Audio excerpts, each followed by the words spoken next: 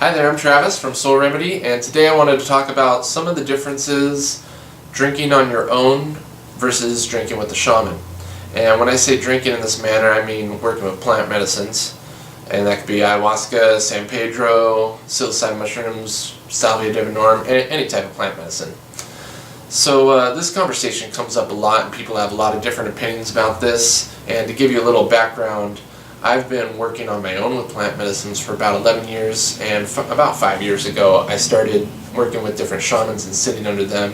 And I'll say for me, when I started sitting with other practitioners who were coming from traditions that were thousands of years old, the amount I learned increased exponentially.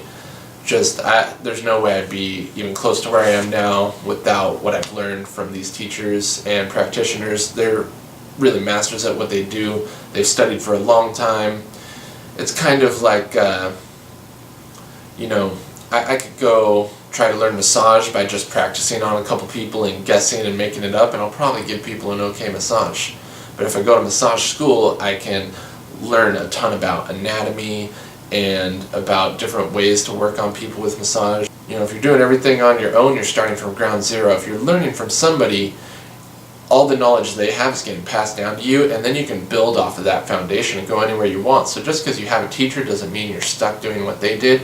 It just means they're going to teach you what worked for them, what worked for their teachers, what worked for their colleagues, and based on what they teach you, you can start to build off of that and learn even more. I also want to say drinking with shamans is not the only way. You can certainly drink on your own and get some benefits and insights. I learned a lot from working with plant medicines, and before I ever sat with the shaman, I actually did heal my depression with plant medicines on my own. And I think I was lucky to do that because I know a lot of other people who work with them on their own and don't really seem to find that benefit. And I think a lot of that has to do with the way they're taking it on their own. A lot of people, they hear that mushrooms are good for healing depression, so they think like, well, I'm depressed, I'm going to go to this party and eat mushrooms, and if I hang out with really cool people and eat mushrooms, I'll probably heal my depression because that's what mushrooms are supposed to do. Well, when you hear about mushrooms healing depression, usually they're talking about in a therapeutic setting. Like they do these studies where somebody takes psilocybin and works with a therapist. So they're not distracting themselves with social interactions, with adventures and fun. Those things are great. But they're doing really focused therapy while they're working with the plant medicines. And so there's a certain direction in what they're doing that's changing the outcome. And the same thing happens when you're working with a shamanic practitioner that uses plant medicines. You're not just taking a plant medicine and playing around, or even just taking a plant medicine and sitting there. Generally, you're taking a plant medicine and doing very specific energy work and healing work. And I've seen some shamans that do talk therapy with people. I've seen some that sing to people and do energy work on them that way, do energy work by blowing smoke or Florida water on them, all kinds of things. And the therapeutic setting that you're using the plant medicines in changes the effects and the benefits of the plant medicines greatly. So I think part of the reason I was lucky was I was doing a lot of these plant medicines on my own and meditating. So I wasn't distracting myself from the plant medicine. I was really focused on trying to look inside my heart and find out what was causing my depression and what I could do to heal it. And it took me a few years to do that on my own, but eventually I figured it out. There are certain things, though, that I never figured out on my own that I started learning when I sat down with other shamans and started trying to learn from them. And you'll hear people drinking on their own saying like, oh, it's just as healing, and I think it depends what you're trying to heal. And it depends how you're working with the plant medicine.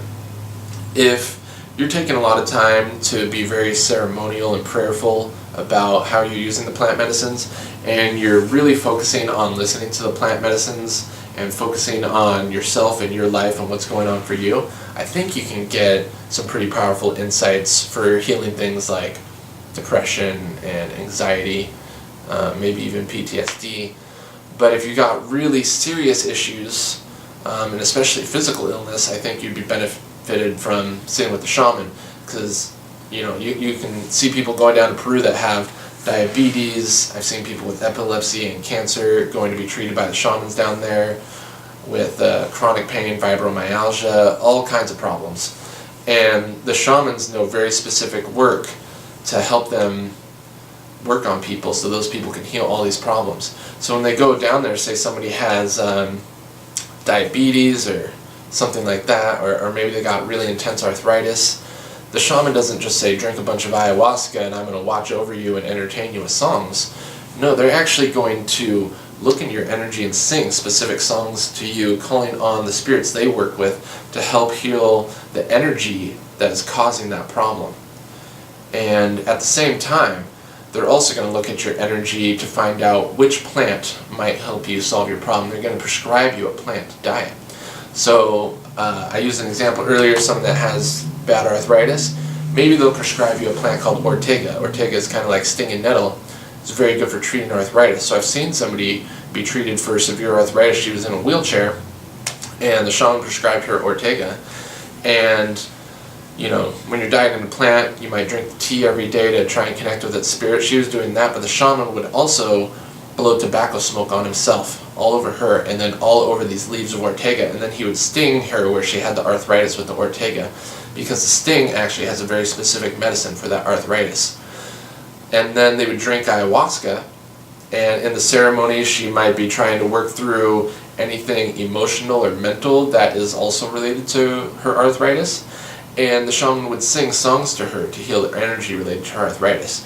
So they're not just drinking a plant medicine, like one plant medicine like ayahuasca to work on this.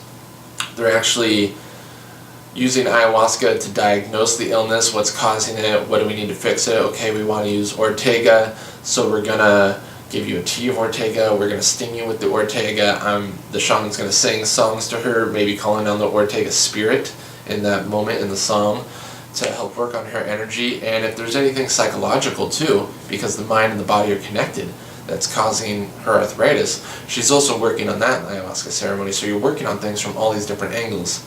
Now you have somebody working on this at home, and generally what's happening is somebody's just like, well, I heard I heard ayahuasca is good for healing stuff, so I'm just going to drink ayahuasca and see what happens. And in some cases you're lucky and you get the benefits, but you don't have an expert at healing that can help direct the medicine, help prescribe you other plants, and really help you focus and give you a focused therapy plan to help you work through things. So I think there's a lot of benefits to drinking with a practitioner. At the same time, I have met a lot of people who don't have access to a shaman near them. They don't have money to fly to another shaman, and so their only option is to drink on their own. In that case, I think drinking on your own can be fine if you feel ready for the responsibility, because it is a lot of responsibility.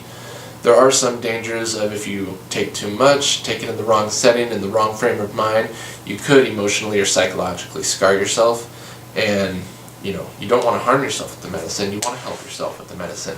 So for people like that who are going to work on their own at home, I actually wrote a book. It's called The Plant Remedy. And this book is based on the last 11 years of my study, what helped work for me. 11 years ago, before I had sat with the shaman, I didn't have anybody to help me figure out how to do really effective work with plant medicines. I kind of had to guess, and it was a lot of trial and error. And it was pretty difficult trying to figure things out on my own. And I wish I had a guide like this that could have helped point me in the right direction and give me some ideas to work off of. So I feel like if you really want deep healing or you want to experience the medicine the fullest way, great to sit with the shaman. That's the best option.